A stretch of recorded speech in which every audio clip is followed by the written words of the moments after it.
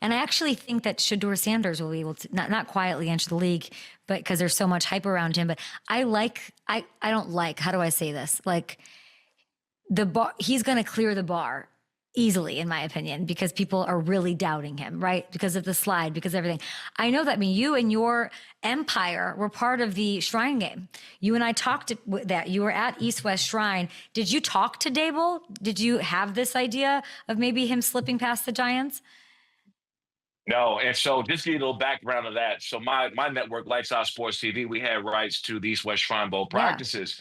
And so we live streamed the entire practice for 4 days. And when I tell you the first 2 or 3 days of those practices, I've never seen it like that. It's never been like that at the Shrine Bowl ever. Every NFL personnel, GM, you name it, was there. And I talked to Brian Daboll, and also talked to the GM there.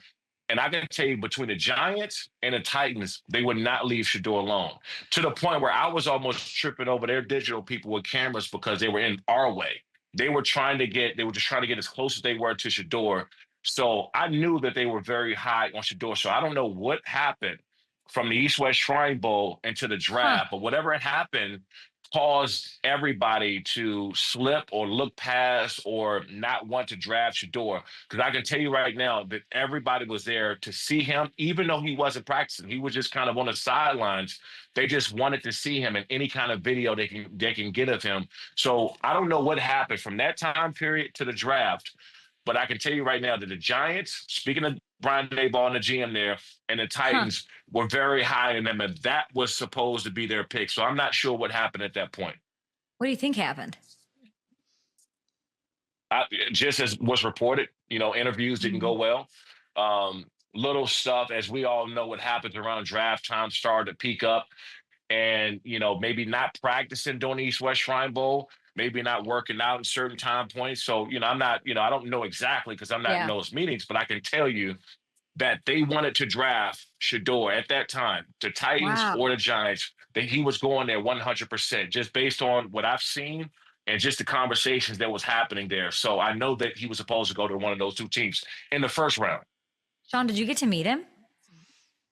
Yeah. I talked to him a little bit. We actually had a Bonnie Jill, who was our correspondent there. Bonnie did a great job in interviewing him and a couple other players from Colorado.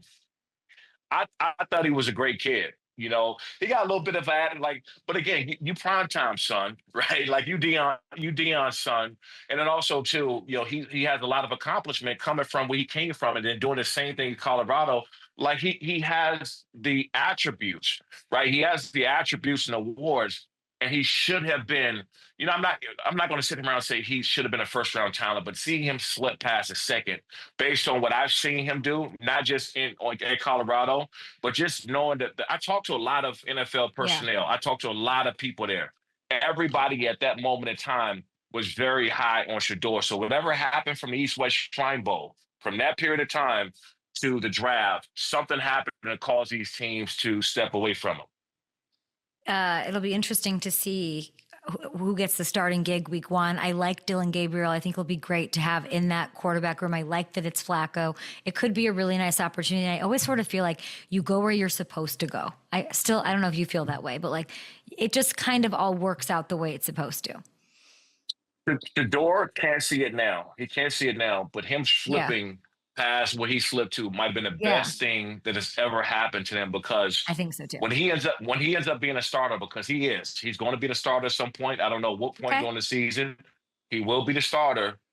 The expectations now, right? The expectations now is the weight is off his shoulders. So now everything he's going to do from this point on, if he turns out to be a starter, he turns out to be a top 5, top 10, even if he turns out to be a top 10 quarterback, it's a win. He can't. I feel that right now, Shedeur Sanders is in this position where he can't lose.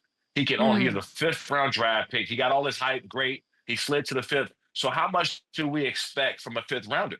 Right? How much do we expect? That's exactly right. Don't ask for Lawrence Taylor's number. Just go in there, undersell, over deliver, and maybe he will.